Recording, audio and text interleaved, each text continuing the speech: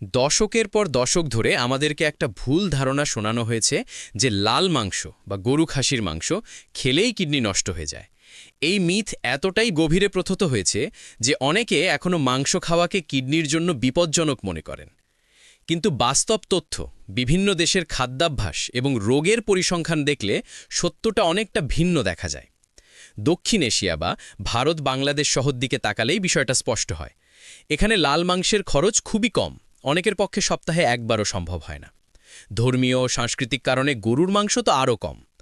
অথচ এই অঞ্চলে ক্রনিক কিডনি ডিজিজ বা সিকেডি এর প্রাদুর্ভাব অনেক বেশি। গবেষণায় দেখা গেছে দক্ষিণ এশিয়ায় প্রাপ্তবয়স্কদের 10 থেকে 20% পর্যন্ত কোনো না কোনো মাত্রায় কিডনি সমস্যায় ভুগছেন। Global burden of disease study অনুযায়ী দক্ষিণ এশিয়ায় সিকেডি এর প্রিভ্যালেন্স উচ্চতর অঞ্চলগুলোর মধ্যে অন্যতম। যদি লাল মাংসই প্রধান কারণ হতো, তাহলে এত কম মাংস খাওয়া এই দেশগুলোতে কিডনি রোগ এত বেশি কেন? অন্যদিকে ইউরোপ আমেরিকার মতো দেশে মানুষ নিয়মিত লাল মাংস, প্রসেসড মাংস, মাছ, ডিম, দুগ্ধজাত খায়। সেখানেও সিকেডি আছে, কিন্তু সেটা শুধু মাংস খাওয়ার জন্য নয়। গভীরে গেলে দেখা যায় আসল কারণ অন্যত্র। আধুনিক চিকিৎসাবিজ্ঞান স্পষ্ট করে বলছে, ক্রনিক কিডনি রোগের সবচেয়ে বড় দুটো কারণ হল ডায়াবেটিস এবং উচ্চ রক্তচাপ। এই দুটোর পেছনে মূল ড্রাইভার কি?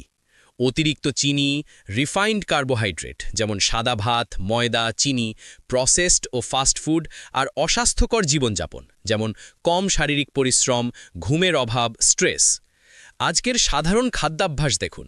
সকালে চিনি মেশানো চা বিস্কুট, দুপুরে ভাতের পাহাড় যেখানে প্রোটিন কম, বিকেলে ভাজা পোড়া, স্ন্যাক্স, কোল্ড ড্রিঙ্কস, আবার রাতেও কার্ব হেভি খাবার।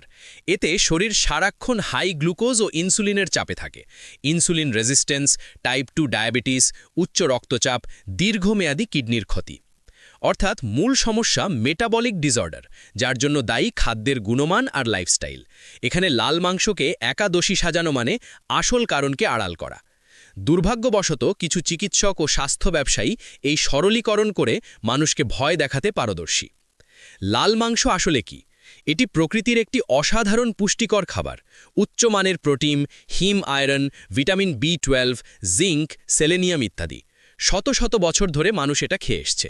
সুস্থ মানুষের জন্য মাঝারি পরিমাণে, সপ্তাহে 3 থেকে 5 বার 100 থেকে 150 গ্রাম করে খাওয়া কিডনির জন্য ক্ষতিকর নয়, বরং পুষ্টির দিক থেকে উপকারী। তবে ভারসাম্য জরুরি। অতিরিক্ত খাওয়া, বিশেষ করে প্রসেসড মাংস, কোনো খাবারেরই ভালো না।